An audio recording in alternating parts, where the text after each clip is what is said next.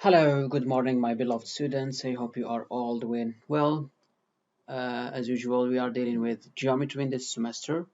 I'm going to continue talking about the circles this time. So today we are going to speak about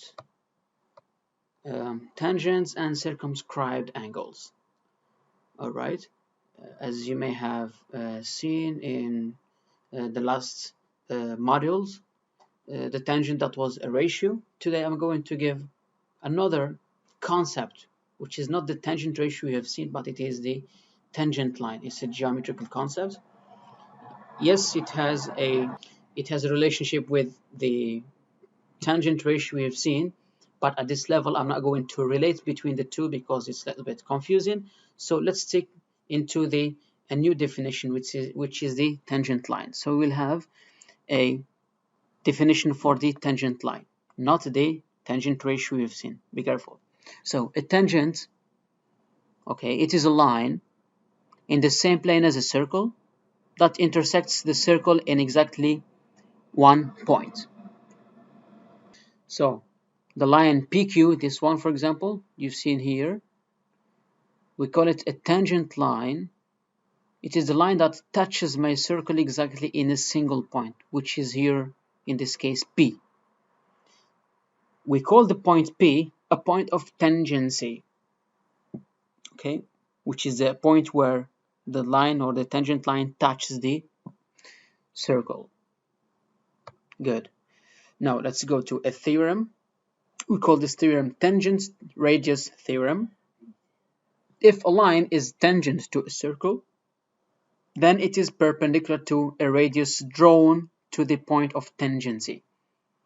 Again, if a line is a tangent to a circle, for example M here, if it happens that this line is touching my circle in a single point, which is P, okay, then this tangent will be perpendicular to the radius that connects this tangent to the center, meaning the segment CP, okay, or the line CP is perpendicular to the line M.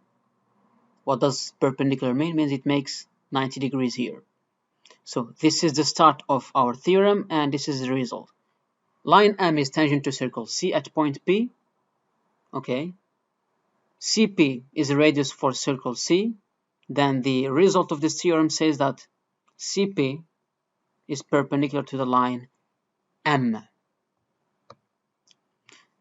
Now look at this shape, guys. I have a tangent on my circle on the top at the point A, a tangent from the bottom at the point B. So from our theorem, if this is a tangent at point A, okay, then the angle here at A makes 90 degrees, right? The same thing for this tangent. It touches my circle at the point B, then this angle here is 90 degrees. Now, what is AB here? It is a diameter for my circle, right? Now, if it happens that I have two tangents touching a diameter, then these two tangents are parallel. This is 90 degrees, this is 90 degrees, then these two lines here are parallel to each other. All right? Now, let's go to the converse of the tangent radius theorem. So, in the previous, we said that if M is a tangent of the circle, then this tangent is perpendicular to the radius. Now we will go the inverse. So if we have CP, that is a radius of my circle, and it happens that CP is perpendicular to a line M, then this line M is a tangent to my circle at the point B, P. So this is the converse of the previous theorem. If a line is perpendicular to a radius of a circle at a point, then it is tangent to the circle at that point on the circle. So this is an equivalent relationship.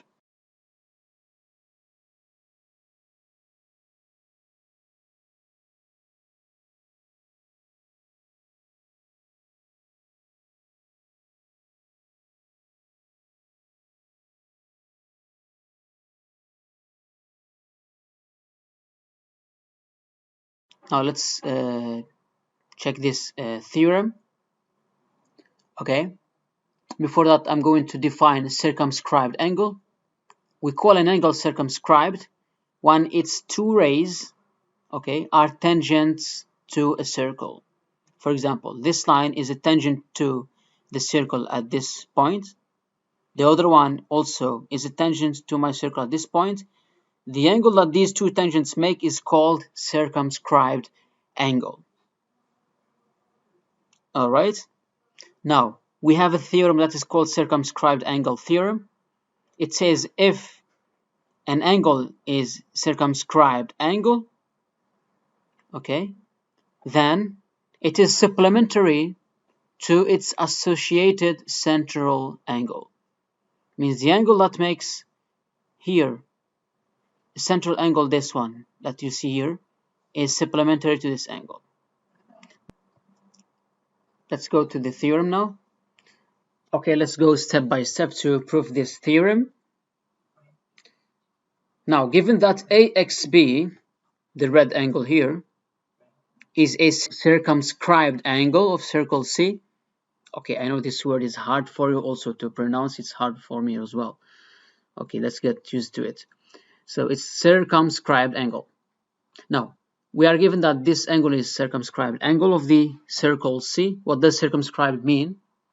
Means its two rays here are tangents of my circle, as I can see here clearly. This is a tangent of my circle at the point A. This one is tangent of my circle at the point B. Now, this is given. Now, I want to prove that AXB and ACB, the blue one, are supplementary. What does supplementary mean? Means their sum is 180 degrees. Great. Now, let's start step by step. So, if AXB is circumscribed angle, then XA, okay, and XB are tangents for my circle. That's what I said. So they are touching my circle at these points, A and B. Good. Now, if these two lines are tangents of my circle, okay, then this angle here, A, and the angle B, this orange and yellow one, are right angles, or they equal to 90 degrees. We said this in the tangent radius theorem. Whenever we have a tangent touching the circle, then it makes 90 degrees with the radius. So these two angles here are 90 degrees. Good.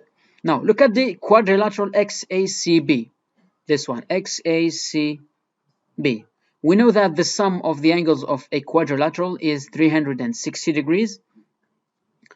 Now, this is 90 degrees, and this one is 90 degrees.